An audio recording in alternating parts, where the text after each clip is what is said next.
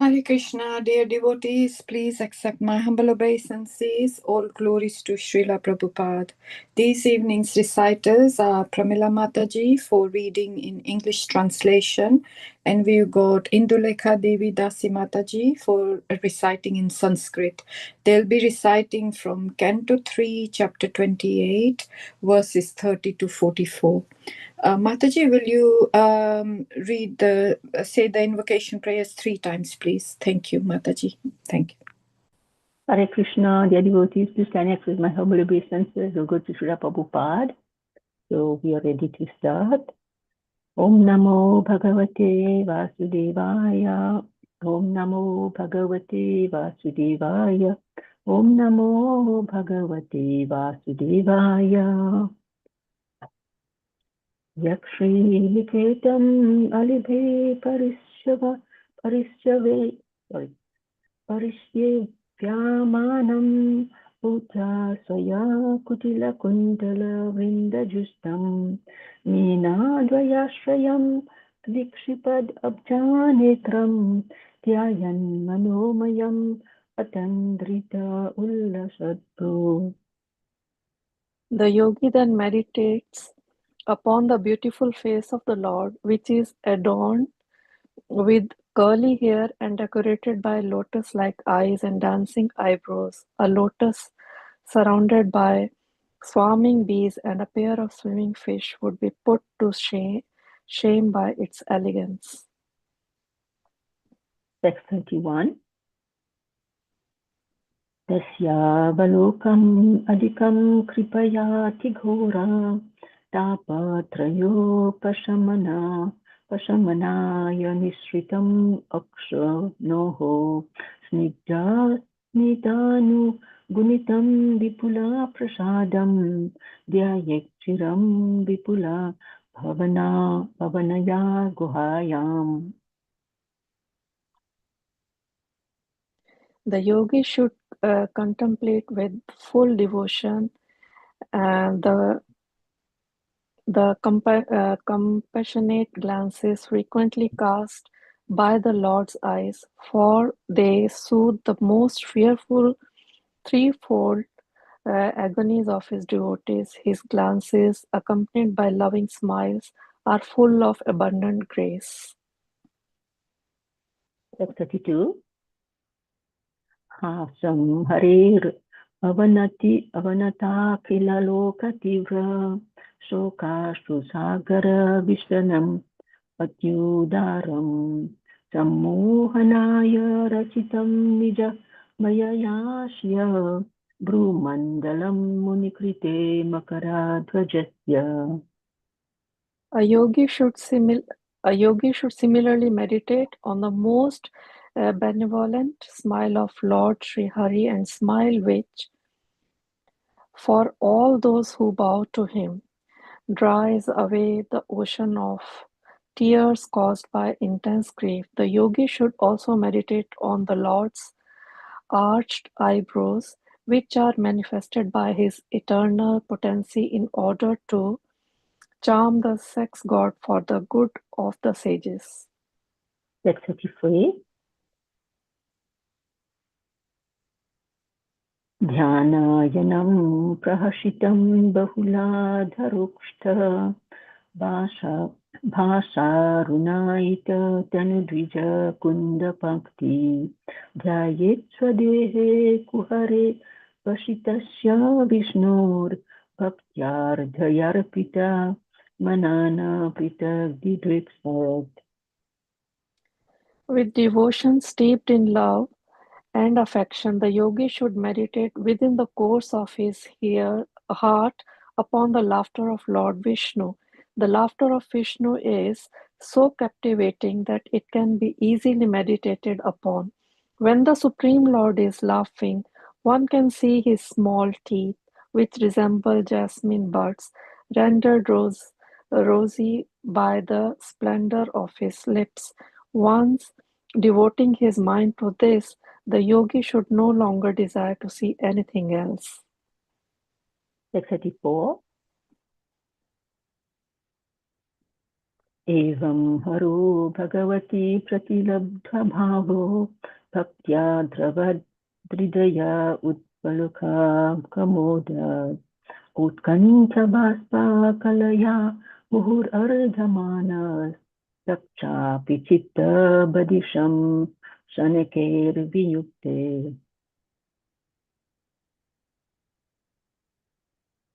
By following this course, the yogi gradually develops pure love for the Supreme Personality of Godhead, Hari. In the course of his progress in devotional service, the hairs on his body stand erect through excessive joy, and he is constantly bathed in the stream of tears occasioned by intense love. Gradually, even the mind, which he used as a means to attract the Lord, as one attracts a fish to a hook, withdraws from material activity. That's 35. मुक्ताश्वरं यर्हि निर्विषयं विरक्तं निर्वाणं रिच्छति मनः सहसा यथार्ची आत्मानमत्र पुरुषो व्यवधानम् एकम् अन्वीक्षते प्रतिनिवृत्त गुणाप्रवाह. When the mind is thus completely freed from all material contamination and detached from material objectives, it is just like the flame of a lamp. At that time, the mind is actually dovetailed with that of the Supreme Lord and is experienced as one with Him because it is freed from the interactive flows of the material qualities. 36. सोऽपीतया चरमया मनसो निवृत्या तस्मिन् महिम्ने अवसिता सुखदुःखबाह्ये हेतुत्वमपि असति कर्तरि दुःखयोर्यत् स्वात्मन् विधता उपलब्धा परात्मकाष्ठः.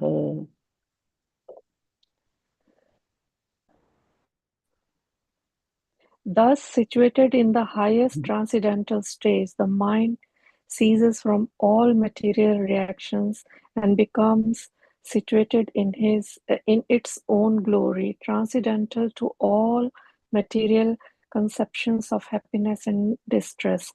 At that time, the yogi realizes the truth of his relationship with the Supreme Personality of Godhead. He discovers that pleasure and pain, as well as their interactions, which he attributed to his own self, are actually due to the false ego, which is a product of ignorance. That's 37. देहं च तं न चरमास्थितम् उदितं वा सिद्धो विपश्यति यतुर्ध्यगमस्वरूपं दैवादुपेतम् अथ दैव वसादपेतं वासो यथा परिकृतं मदिरामदन्दः. Because he has achieved his real identity, the perfectly realized soul has no conception of how the material body is moving or acting, just as an intoxicated person cannot understand whether or not he has clothing on his body. 38. देहोऽपि दैवावशगः खलु कर्म यावत् स्वारम्भकं प्रतीशं समीक्षत एव चाशु तं स प्रपञ्चम् अधिरुद्धा समाधियोगः स्वप्नं पुनर्न भजते प्रतिबुद्धवास्तुः. The body of such liberated yogi, along with the senses, is taken charge of by the Supreme Personality of Godhead, and it functions until its destined activities are finished. The liberated devotee, being awake to his constitutional position, and thus situated in samadhi, the highest perfectional stage of yoga, does not accept the byproducts of the material body as his own. Thus,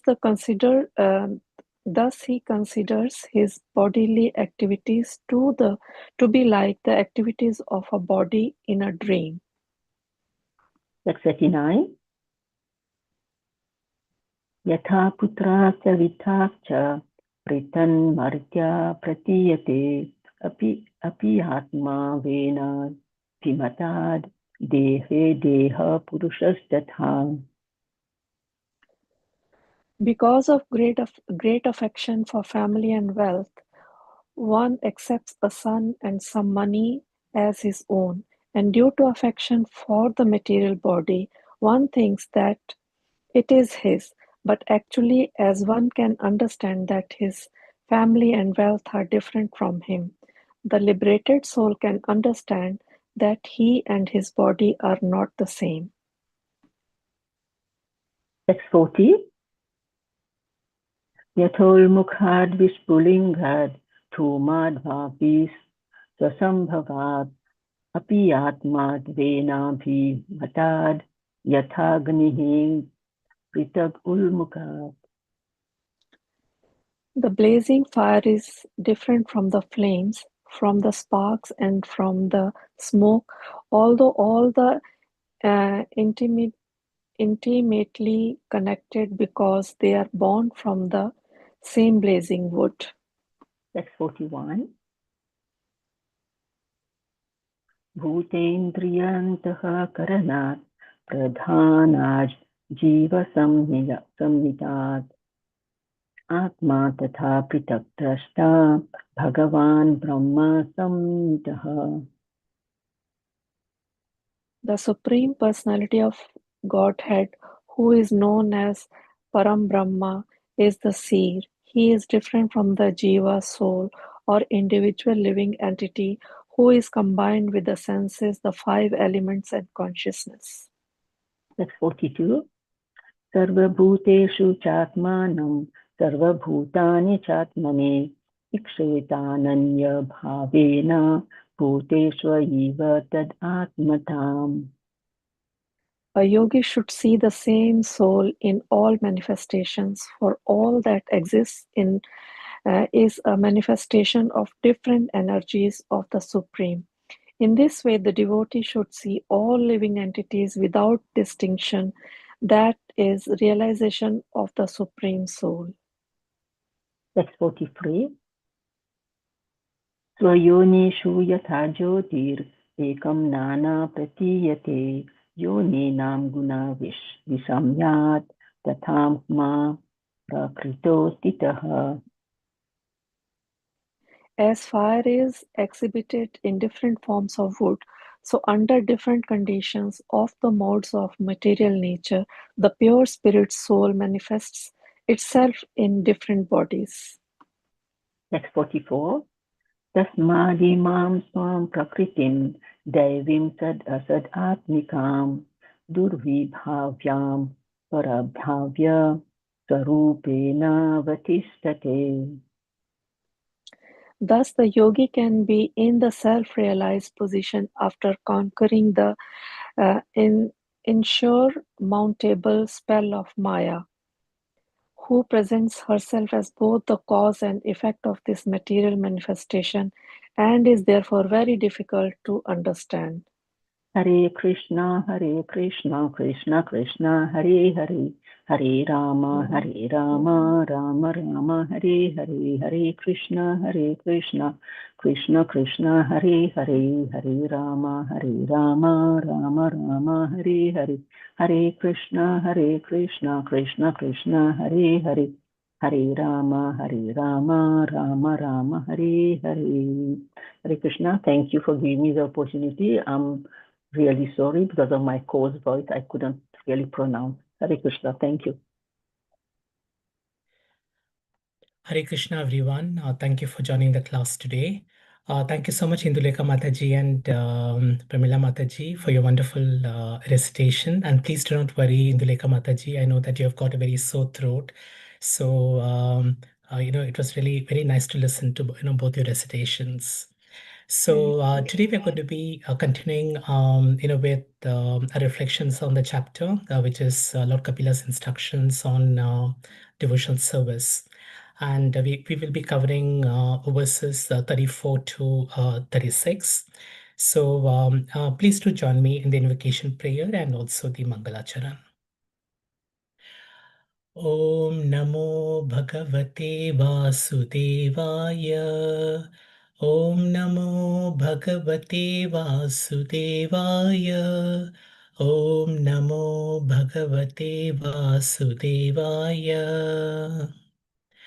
Om Ajnanatimirandasya Jnananjanashalakaya Chakshurunmilitam Yena Tasmai Shri Gurave Namaha Shri Chaitanya Manobishtam Sthapitam Yena Bhutale Swayam Rupa Kadamahyam Dadati Swapadantikam Vandeham Shri Guru Shri Yuta Padakamalam Shri Gurum Vaishnavamscha Shri Rupam Sagrajatam Sahagana Raghunathanvitam Tam Sajivam Sadvaitam Savadutam Parijana Sahitam Krishna Chaitanya Devam Shri Radha Krishna Padan Sahagana Lalita Shri Vishakam He Krishna Karuna Sindhu Deenabandhu Jagatpate Gopesha Gopika Kanta Radha Kanta Namostute Tapta Kanchana Gaurangi Radhe Vrindavaneshwari Vrishabhanu Sute Devi Pranamami Hari Priye Vanchakalpatarubhyascha Kripa Sindhubhya eva cha Patitanam Pavanebhyo Vaishnavebhyo Namo Namaha Nama Om Vishnupadaya Krishna Prasthaya Bhutale Srimate Bhakti Vedanta Swamin Iti Namine Namaste Saraswati Deve Gauravani Pracharine Nirvishesha Shanyavadi Pashyata Deshatarine Jai Shri Krishna Chaitanya Prabhu Nityananda Shri Advaita Gadadara Shivasadi Gaura Bhakta Vrinda Hare Krishna Krishna Krishna Hare Hare Hare Rama Rama Rama Hare Hare. Srila Prabhupada ki jai. So once again, thank you all so much for joining today. So we're going to be doing verses 34 to 36. So it'll be a good idea to just take a quick recap of the chapter and where we are now. So before that, can I ask a very quick question? So in this, Lord Kapila speaks about a particular form of yoga in great detail right at the start. So could any of you share which verse is most relevant or more appropriate in the Bhagavad Gita, where Krishna speaks to Arjuna on a very similar yoga as he describes here, as Lord Kapila describes here? Would anybody like to take a guess, like which chapter of the Bhagavad Gita?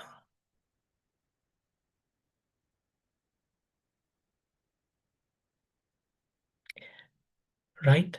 So in this chapter, Lord Kapila speaks about bhakti yoga, being the supreme or the most highest form of yoga. He also speaks a lot about Ashtanga yoga right at the start, and Krishna speaks to Arjuna about Ashtanga yoga in chapter 6, which is also called Sankhya yoga. So let's do a quick recap of where we are now. So this is where Lord Kapila really is responding to the request of his mother Devahuti, and he praises the process of bhakti yoga, and he also speaks about meditating upon Lord Vishnu with devotion being the most effective way to transcend material existence and attain liberation. So this is what he covers in verse 1 to 5, where he starts giving his instructions to his mother. And then from verses 6 to probably about 21 or something, Lord Kapila, he gives quite a detailed process of how do we practice meditation. So it's really about dhyana yoga or ashtanga yoga. And in this, so basically from verses 6 to about 21, he speaks about he talks about environment and discipline, where any devotee should reside in a secluded, clean place. And if you recall in chapter 6, Krishna speaks about, about yogi going to the forest and, meditating in a clean place. Use a firm seat, like how, you sit on a mat of kusha grass, and then be quite moderate in all your habits, whether it's eating, sleeping, etc. And then Lord Kapila from around verse 10 to 14, where he speaks about physical posture and how it's important for you to sit in Padmasana pose, which is a lotus pose, and then how to really control your breath through pranayama, and how do you really focus your mind. And then what the yogi would do is to meditate on the form of Lord Vishnu, and beginning with the feet, gradually moving upwards. And Lord Kapila says that like a yogi should not be meditating on the entire form of the Lord, but they should meditate on every individual, aspect. And then you slowly start from the lotus feet, and then slowly start getting upwards. And we will do a short meditation on this because it's a very, very beautiful section of this particular chapter. And then you do the visualization, which is from around like 22 to around 32. And you heard a couple of verses today, that Indu Mataji and Premila Mataji were reciting. And then you move, and then Lord Kapila, and this is where our verses will begin. We'll talk about once you do this meditation, how does this meditation transform you internally. So it's about your heart becoming more purified, it becomes more peaceful, and the aspirant develops detachment from material life, which is and if you also and today we are in Purushottam Mass, which is a very auspicious month. And in this, in chapter 15, Krishna also speaks about the banyan tree, and how the spiritual world is as a inverted banyan tree.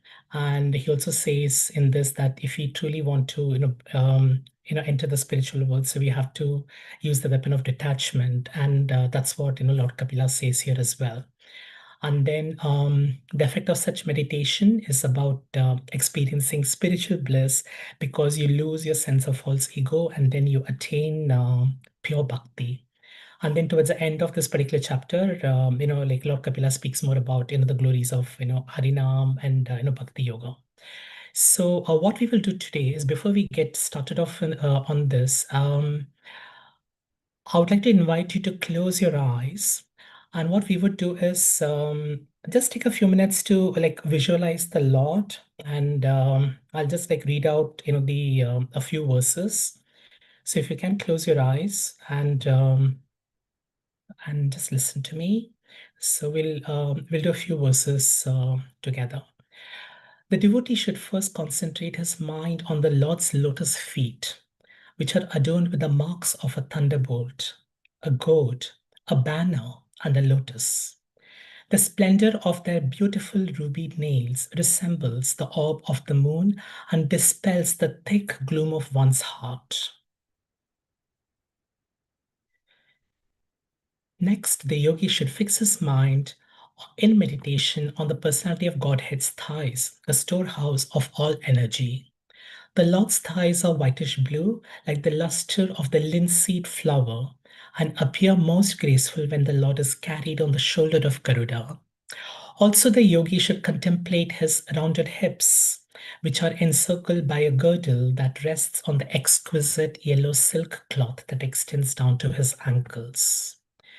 The yogi should then meditate on his moon-like navel in the center of his abdomen. From his navel, which is the foundation of the entire universe, sprang the lotus stem containing all the different planetary systems. The lotus is the residence of Brahma, the first created being.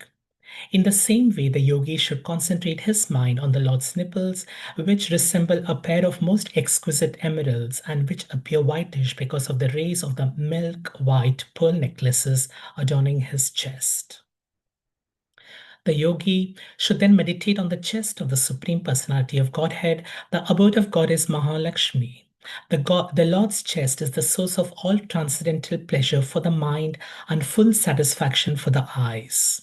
The yogi should then imprint on his mind the neck of the personality of Godhead, which is adored by the entire universe.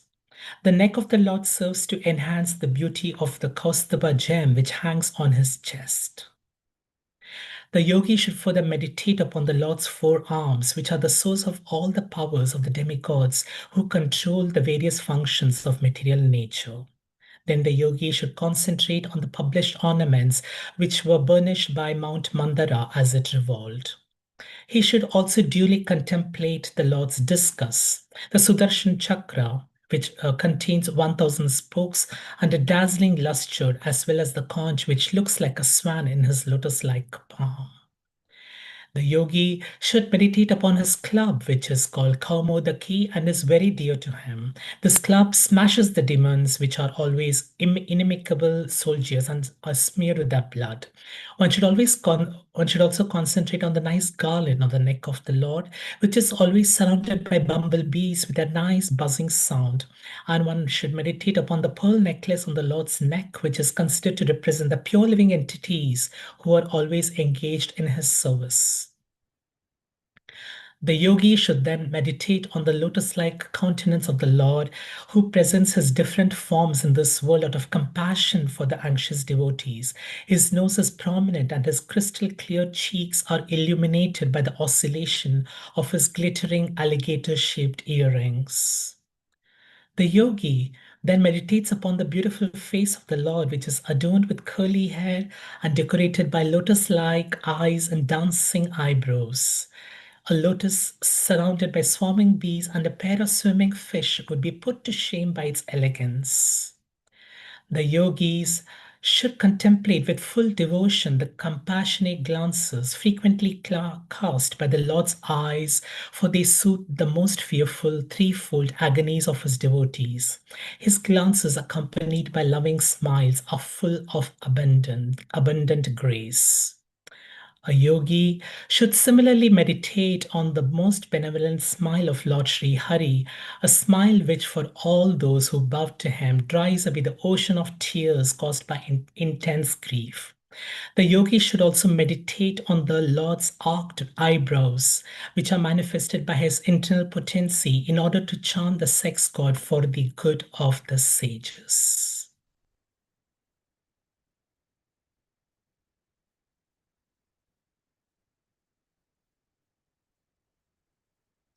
Hare Krishna. Thank you so much for joining. Now that's the visualization and that's the meditation that Lord Kapila speaks about. And let's see what the effect is going to be. And that's what we will discover in these three verses. I will read in Sanskrit, and I'll invite three devotees to read each of the verses and the purport. They are long purports. So we'll try to do some reflections on each one of these verses as we go along. So I'll just start sharing my screen.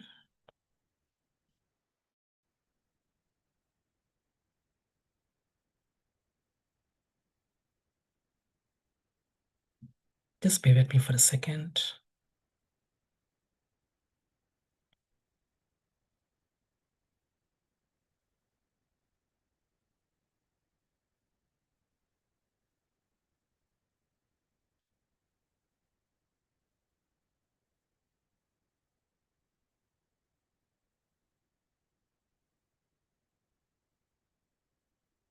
So hope you're able to see that. And let me read the Sanskrit. So text 34.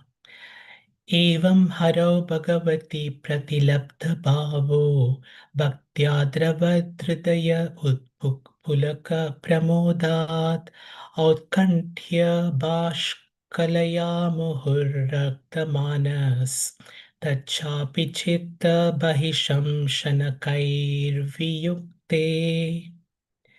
So can I have a volunteer who will read for us the translation and the purport, please?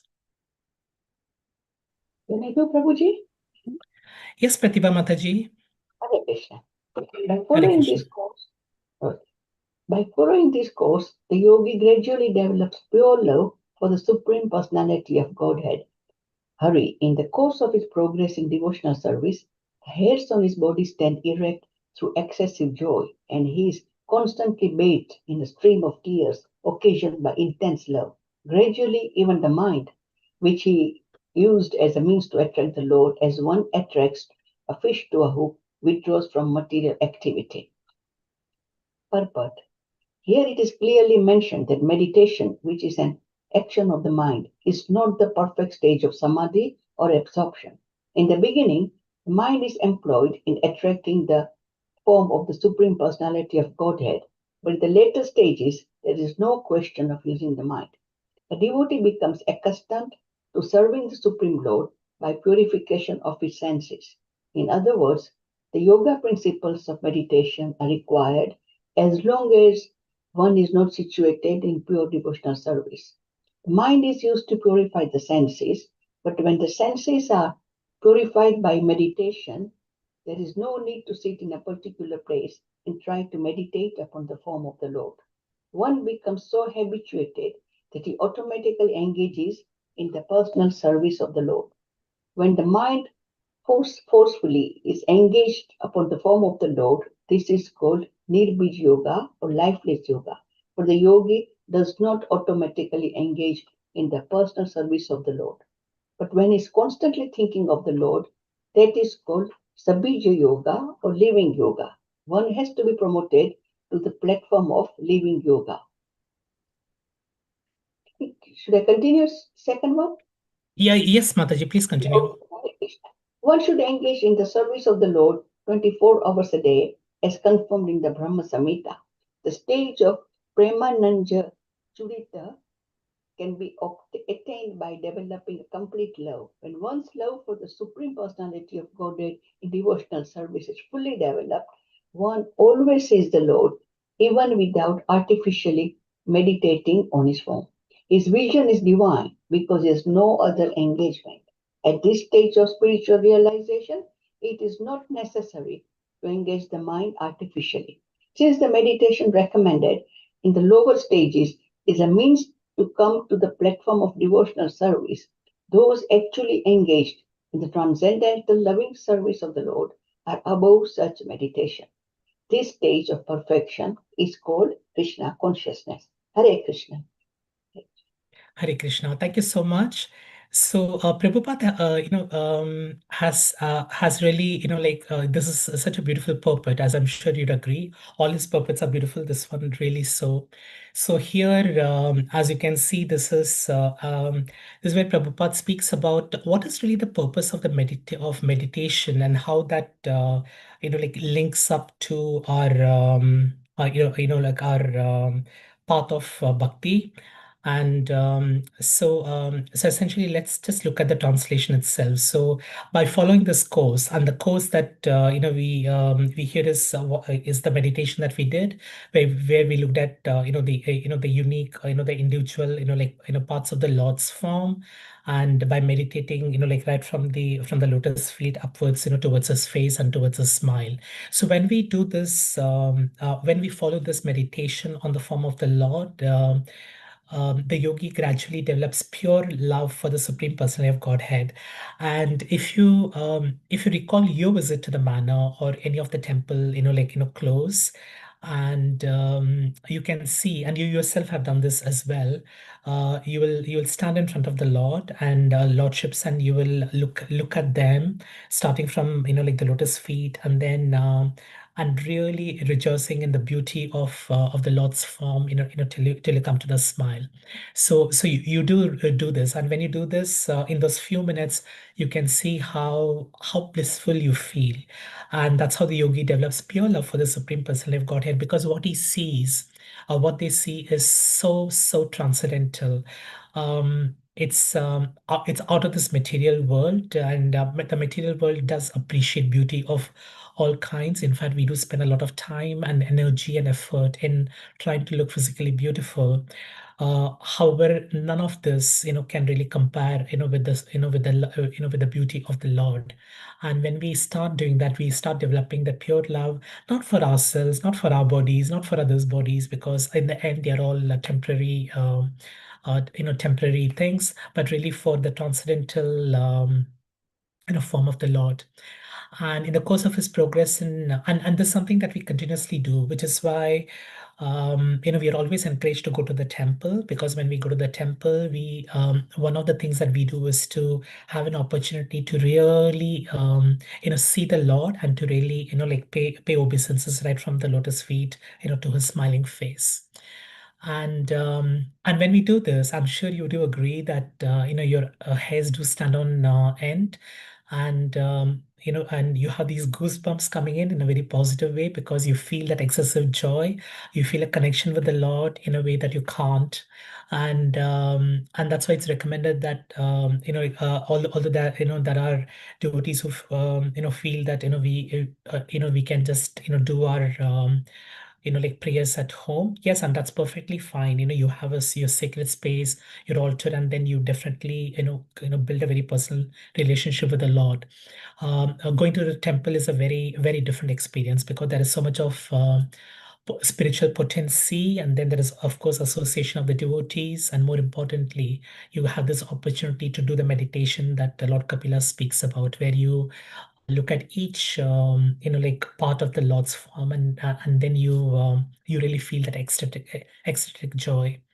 And um, and this is where, when you start doing more of this, then you start achieving something which is very difficult, which is, you allow your mind to concentrate on the form. And so, because the mind is concentrated on the, like on the transcendental form, it is distracted. It doesn't get into attached to the material aspects, because what you see in front of you is so transcendental and so beautiful.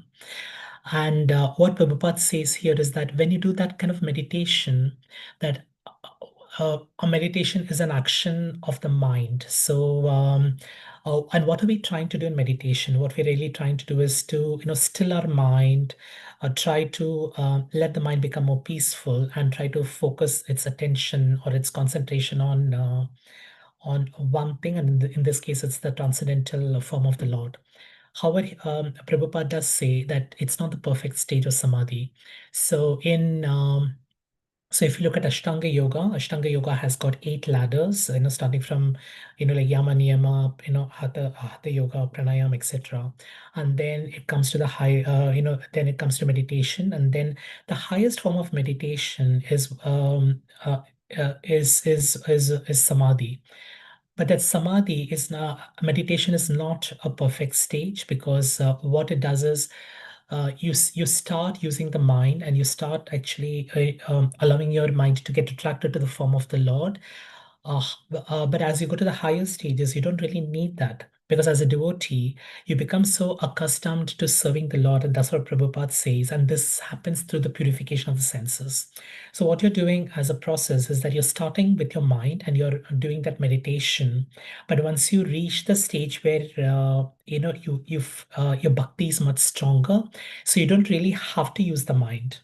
And and so, as Prabhupada says here, in other words, the yoga principles of meditation is required as long as one is not situated in pure devotional service.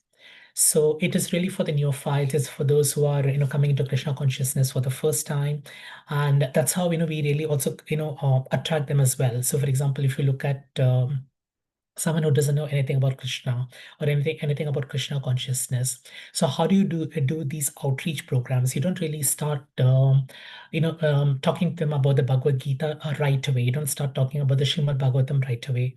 But what you do is you attract them. And how do you attract them? You attract them through chanting, through singing, through kirtan, through meditation, because those are things that that resonates with all the spiritual seekers, irrespective of whether they know Krishna or not.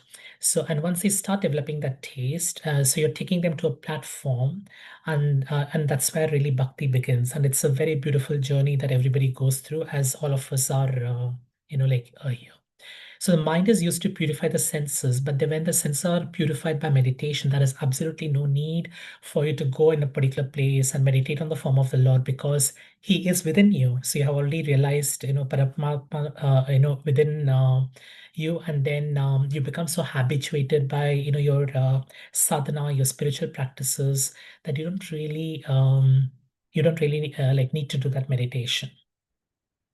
So, and this is where Prabhupada speaks about like two different types of yoga. One is lifeless yoga, and the other is living yoga. So, living yoga is when you're constantly thinking of the Lord, and lifeless yoga is when you're forcing yourself to think about the Lord, but then it's not really allowing you to engage in the personal service. And then, as Prabhupada says, in Brahma Samhita, we should engage in the service of the Lord 24 hours a day. And we do know that in today's world, it's not so easy, because we are all part of grihast, and we perform many activities. We have many duties. So as far as possible, let's try to remember the Lord, and we can create moments in our in our day-to-day work when we can. So in the morning when we wake up, and when we do chanting, when we offer prayers, when we light the lamp, in the evening when we come back from work, for example, you can do that. So try to remember as much as possible, and that's when you really start developing that complete love for the Lord. So, and what Prabhupada also says here is that since the meditation recommended in the lower stages is a means to come to the platform of devotional service, and and sometimes the meditation, and there are some spiritual seekers who think that meditation is the end in all. Here Prabhupada says is that it is not the highest form of realization. It just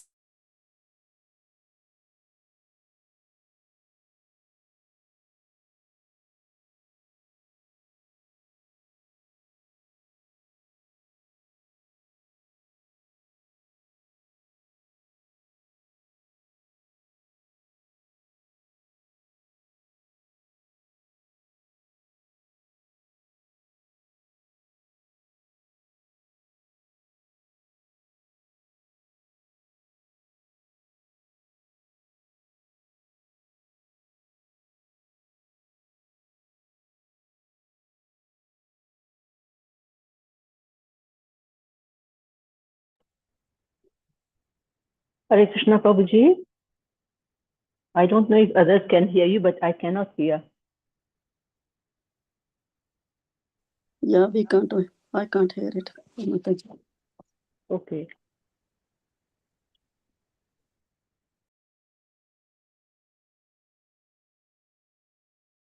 I think Prabhuji's lost connection, but he'll join soon. Hare Krishna.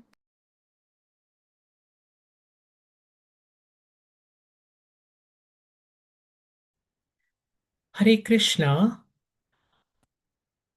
I'm so sorry. I was speaking, and I think my Wi-Fi just blew up. Are you able to hear me now? Yes, Prabhuji, we Yes, can hear you Prabhuji. now.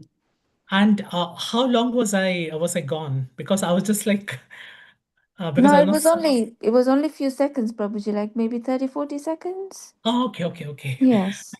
Thank you so much. So, right. So I don't know what happened, and usually when I'm projecting on the screen, I can't see. So I was just reflecting on that. So thanks. So we did move on to verse 35. So I will start sharing my screen again. Krishna.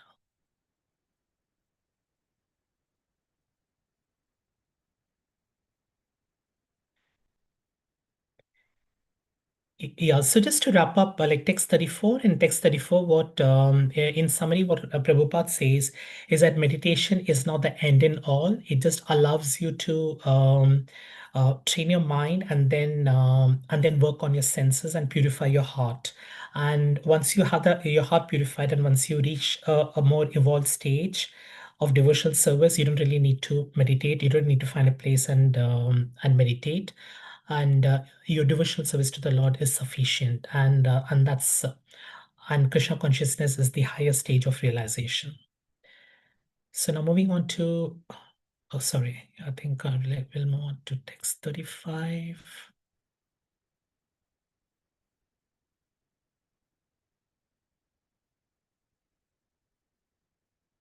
Quite slow today.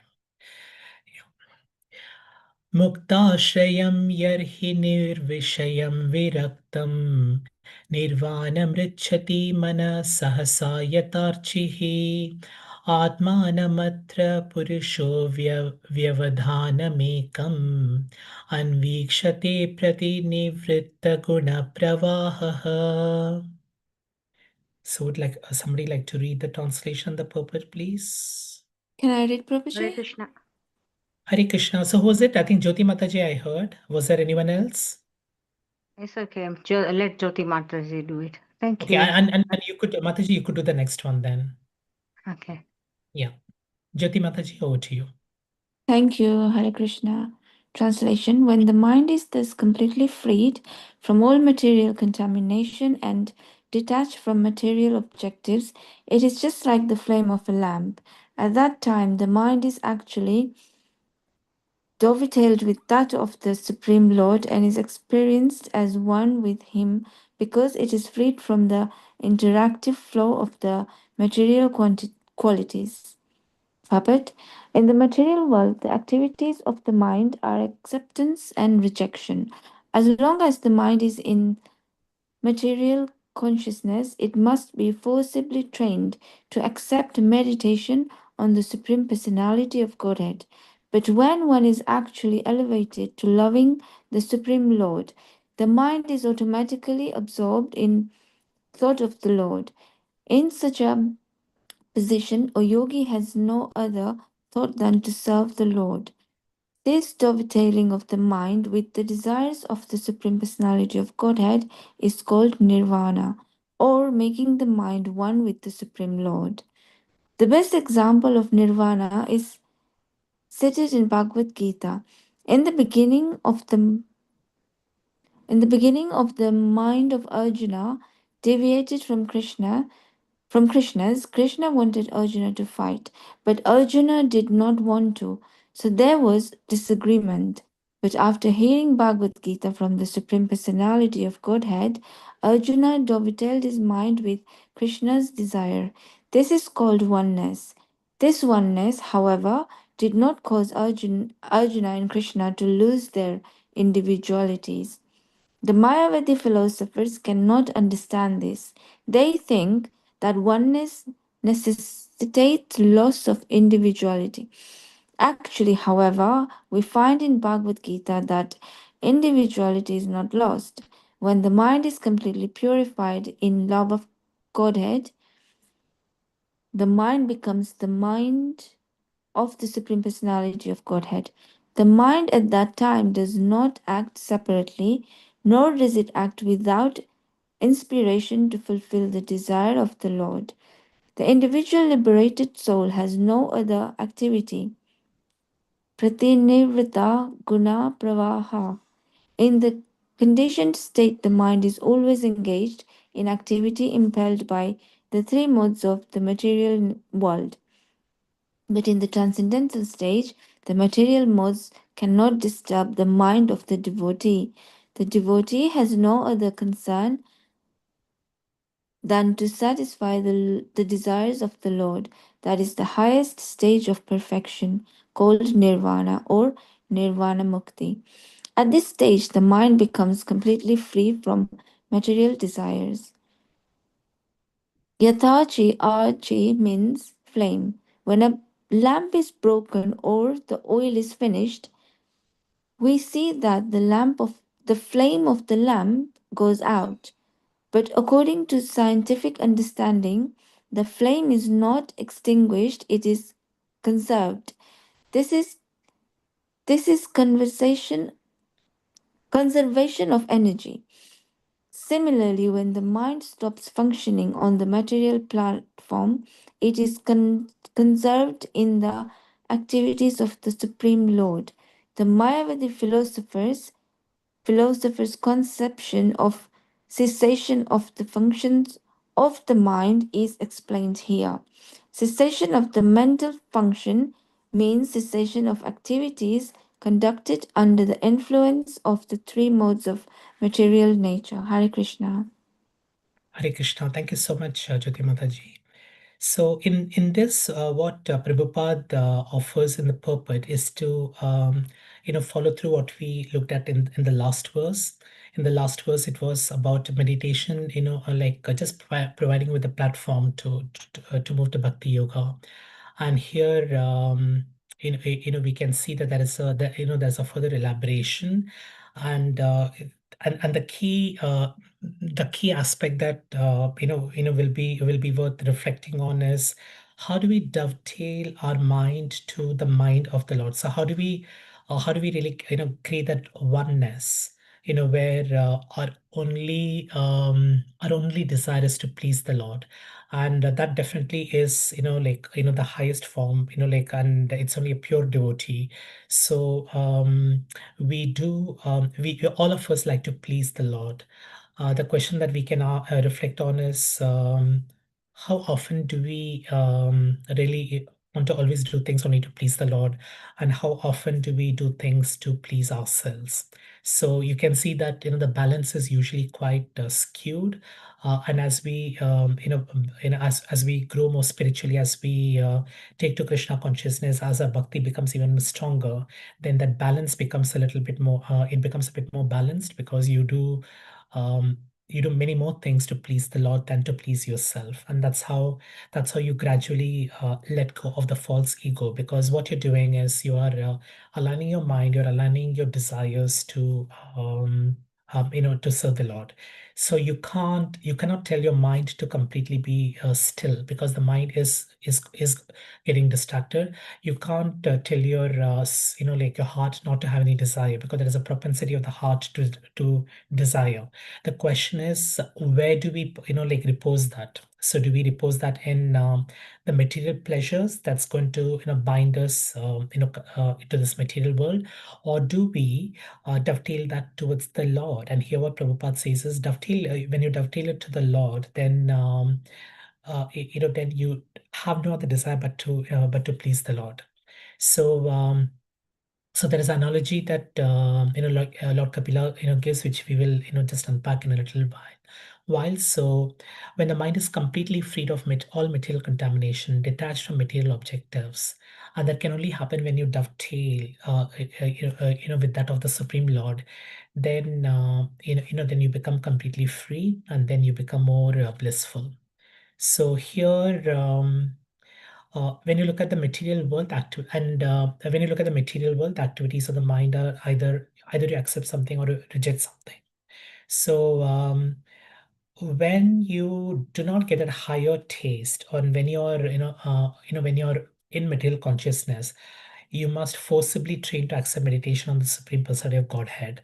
And this is quite, this might be quite relevant when we are coming to Krishna consciousness for the first time.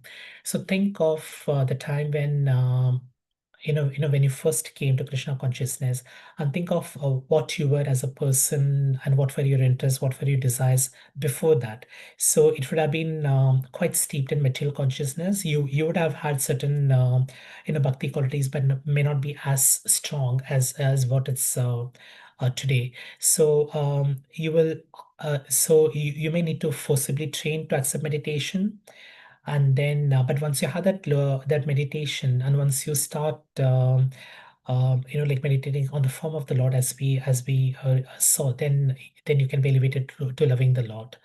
And here the key thing, as Prabhupada says, is the dovetailing of the mind with the desires of the Supreme Personality of Godhead is called nirvana. And that's really what our aspirations are. That's what we would like to be doing. And there is an analogy of how there's a bit of a deviation of on the mind of Arjuna, because he had a dilemma right at the start of the Bhagavad Gita when he thinks that the war will be something that will create a lot of pain, that will kill his kinsmen and his cousins, his grandfather, his teacher, etc.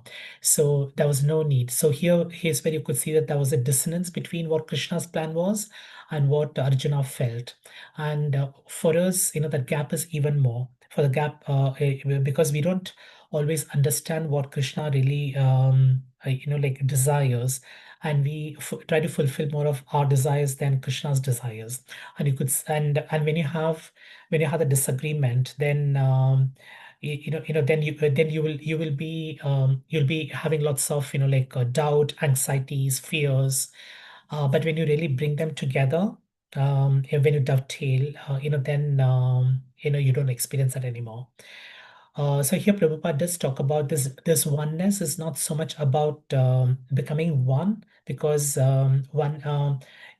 because there is still that reciprocal nature. So it's not the impersonalist philosophy that's applicable here. So when we think of when we look at the term oneness here, you still preserve your individuality, and you have this loving exchanges, this loving relationship between the Lord and the living entity. And this is a really the ambition or the aspiration for all Krishna consciousness. So Pratinivritta Guna Pravaha. So how can we reach the stage where we have no other activity but only activity that pleases the Lord?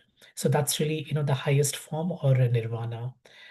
And then there's this analogy that we see, and so it's really about conservation of energy. So when a lamp is broken or the oil is finished, the lamp of the flame extinguishes. But then it's not really extinguished, it's conserved, which means that you're conserving that energy which would otherwise have been which otherwise would have been lit by the flame. So and the analogy for this is that when your mind stops functioning on a material platform, when you start developing less taste for your material pleasures and more taste for the Lord, then it gets conserved in the activities of the Lord. And this is again something that impersonalists may not completely understand, because they think that when your mind stops functioning, you become one with the Lord. But that's not the case. When your mind stops functioning, it means that your mind is functioning under the under the influence of the Lord, and not under the influence of the modes of material nature. So there is a slight difference. It really depends on in the end, it really depends on who drives your mind. Is it the three modes of material nature, or is it the Lord?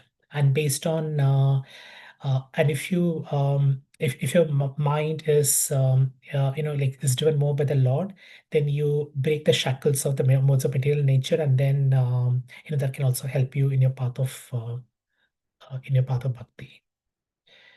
So let's move on to text 36. सोऽप्येतया चरमया मनसो निवृत्य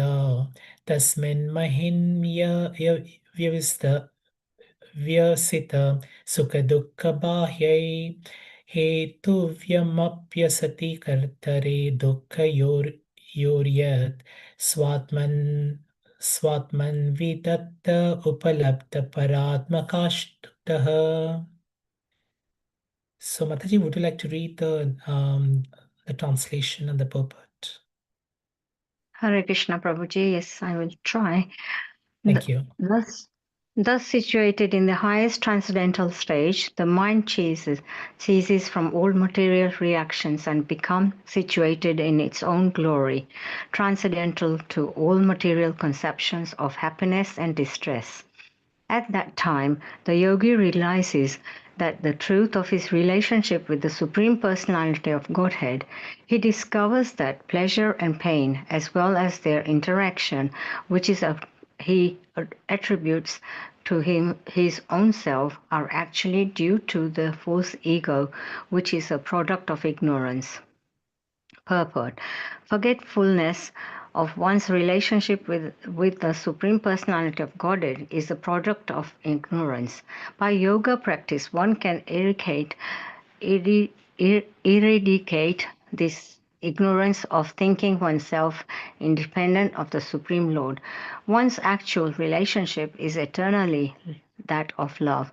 The living entity is meant to render transcendental loving service to the Lord. Forgetfulness of that sweet relationship is called ignorance, and in ignorance one can impelled by the three material modes of nature to think himself the enjoyer. When the devotee's mind is purified, he understands that his mind has to be dovetailed with the desire of the Supreme Personality of Godhead. He has attained the perfectional transcendental stage, which is beyond the perception of the material distress and happiness. As long as one acts on his own account, he is subject to all material perceptions of so-called happiness and distress. Actually, there is no happiness, just as there is no happiness in any of the activities of a madman, so in material activities the mental concoctions of happiness and distress are false. Actually, everything is distress. When the mind is dovetailed to act according to the desire of the Lord, one has attained the transcendental stage. The desire to the Lord is over material nature, is a cause of ignorance, and when that desire is completely extinguished and the desire are dovetailed with those of the Supreme Lord, one has reached to the perfectional stage. Upala, Prabhuji, can you just read the Yes, Sanskrit for me? Upalabdha Paramatma Kashtaha. Upala means realization. Realization necessarily indicates individuality. In the perfectional liberated stage, there is actually realization. Nivrata means that the living entity keeps his individuality. Oneness means that he realizes happiness in the happiness of the Supreme Lord. In the Supreme Lord, there is nothing but happiness.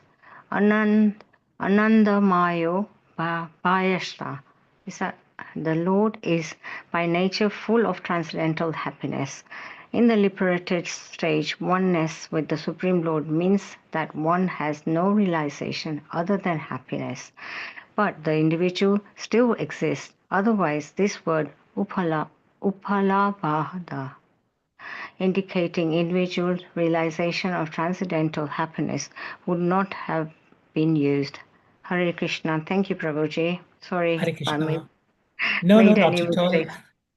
Not at all. Thank you so much, Indra Mataji. So in this, Prabhupada continues and builds upon the themes from the previous verses, and here there are two aspects that Prabhupada additionally adds. One is how one of the effects of reaching this transcendental platform of devotional service means that you get rid of false ego, and you also remove the dualities with which you view, which is like happiness and distress.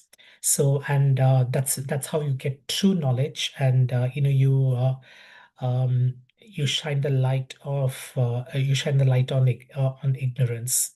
So when you reach at this stage, the mind ceases from completely from all material reaction, and then so there is no material conception of happiness, distress. So you develop a very equanimous view to every situation that you face. And at that time that time the yogi realizes the truth of his relationship.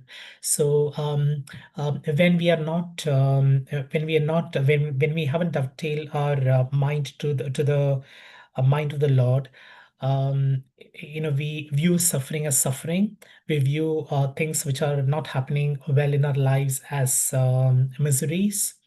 However, when you dovetail that, you ask yourself the question, why am I suffering this particular way?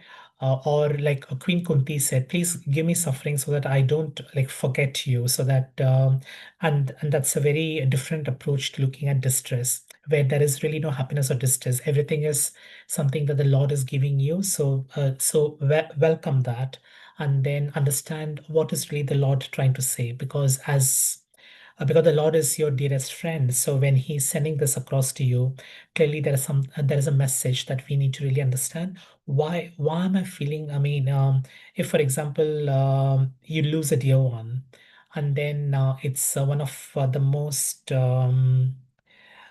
difficult, like griefs that one can go through. So the question you can ask yourself is, um, why is this happening to me? And at some point, you will realize that yes, I mean, you may have lost someone very dear to you, and and that will definitely, be very, put you to a lot of grief. However, it's also good to understand that it's only the material body that's that's really died, and then the soul has really taken on another form. So let's really pray for the soul, and let's really pray that the soul comes closer to Krishna. So that's how a devotee would look at like a grief, like which is caused by a death of a loved one. And similarly, when you really do that, you really understand what is your relationship with the Supreme Personality of Godhead. And and and then you can find and then you start realizing that all of this is coming because of the false ego. So here Prabhupada speaks about like how when you go on the path of devotional service, your false ego tends to reduce, and then you start seeing all the situation equanimously and not really looking at the dualities, that's happiness and distress. So let's continue. And there is an example that Prabhupada says here, that just as there is no happiness in any of the activities of the madman, so in material activities, the mental concoctions of happiness and distress are really false. It's really something that we've created ourselves, and that's really because of the three modes of material nature. And when you dovetail to act according to the desire of the Lord, then you reach that realization. And again, here Prabhupada says is that realization necessarily indicates individuality. So Prabhupada also stresses the point here that oneness with the Lord doesn't mean that we lose the individuality, as what the impersonalists say. They say that, so here realization means that you still preserve who you are, but you understand the relationship with the Lord, and then because you've dovetailed your desires to the desire of the Lord, then that's how you truly become Anandamayo, and you're truly full of transcendental happiness. And that's really what we're aspiring for. So to just wrap up, what we discussed. So we started off with meditation being at the lower form, and you train the mind through meditation, and through meditating on the form of the Lord, and that will allow you to go to a platform through which you start doing devotional service.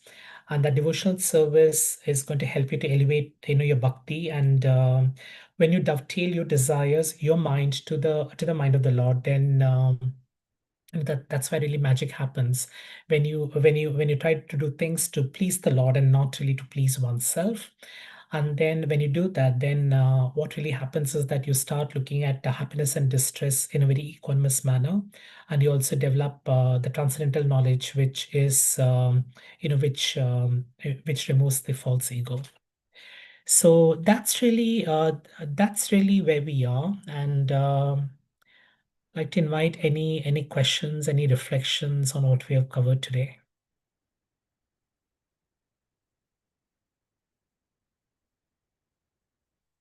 Hare Krishna, Prabhuji. Hare Krishna, Kirtanale Mataji. Prabhuji, can you just repeat when you earlier you were telling in one of the verses that Prabhupada is explaining about the meditation allow us, you raised 3 points. If you can please repeat, tell me that please again. Yeah, okay. So just to summarize what Prabhupada has said in the purport. So the first one is, we just went through the visualization exercise where right at the start, where we did a meditation on the form of the Lord. So when we do that, we start, getting into the platform of devotional service. So in verse 34, what Prabhupada says is that the meditation as a practice is practiced when you're when you want to start moving to the transcendental platform. So it's the starting point, and it helps you train your mind to focus on the Lord. Once you have done that, and once you become a devotee, once you are on the path of devotional service, then that meditation is not really needed because you already have gone to a higher level of realization. So that's the first one.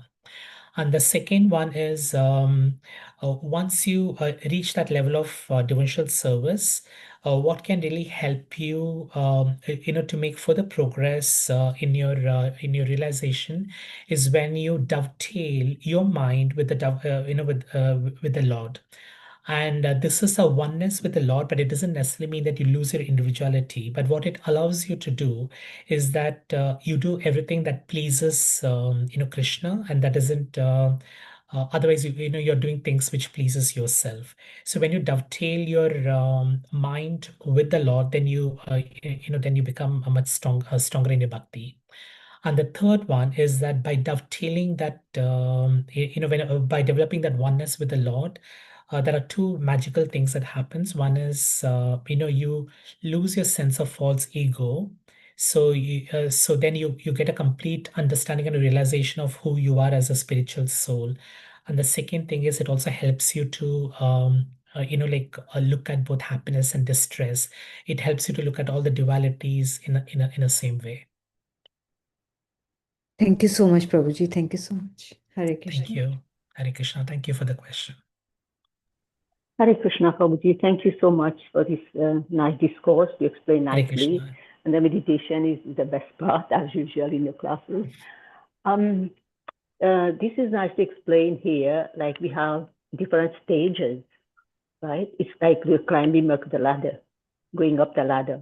Yes. But there is chance that we slip and we fall down during that journey. But the best thing is just hold the hand of a guru, hold the lotus feet of a guru. It takes us into elevator that directly to Krishna. But yes, Prabhupada is explaining about it for people who don't understand or who does not want to understand about Krishna. So we take them gradually through that path. Very nicely explained, Prabhuji. Thank you so much. Hare Krishna.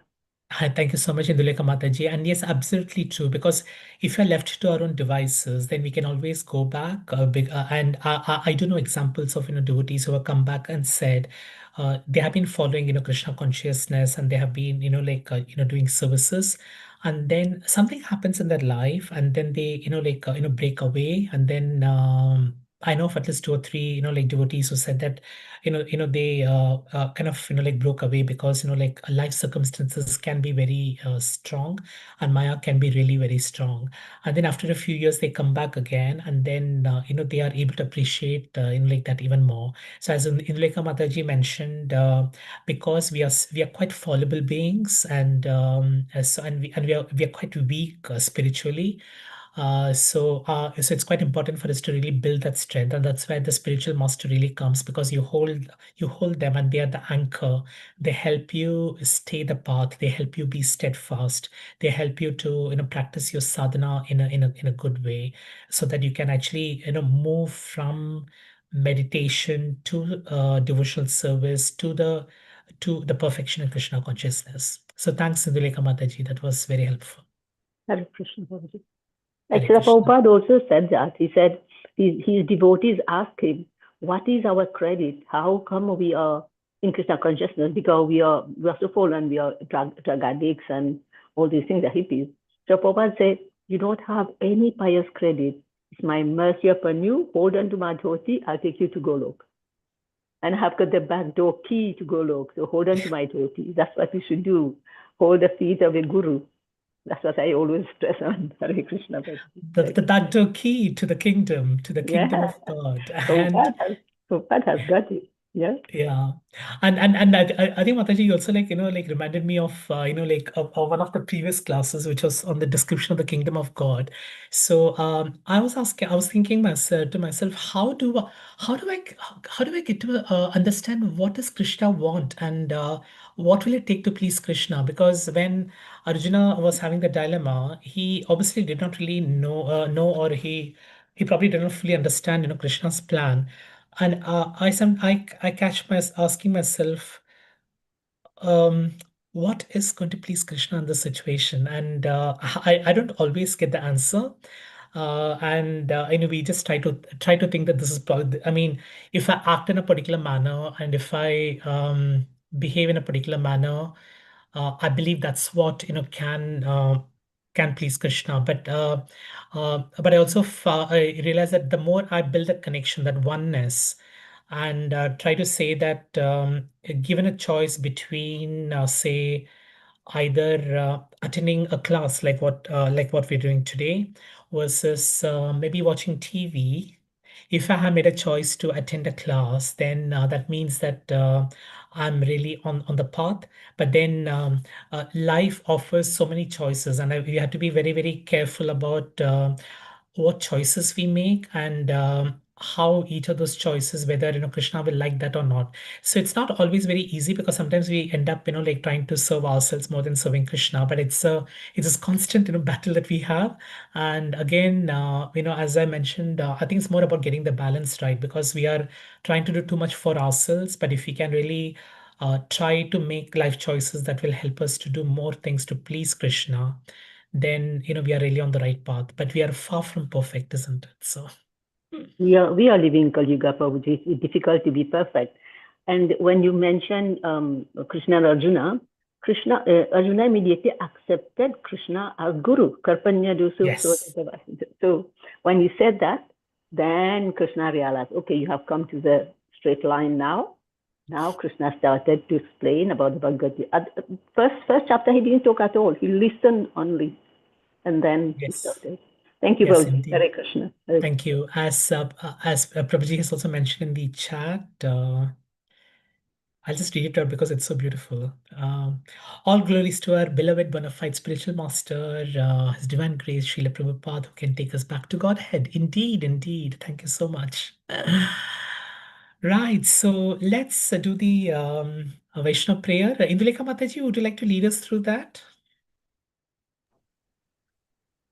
Yes, Prabhuji.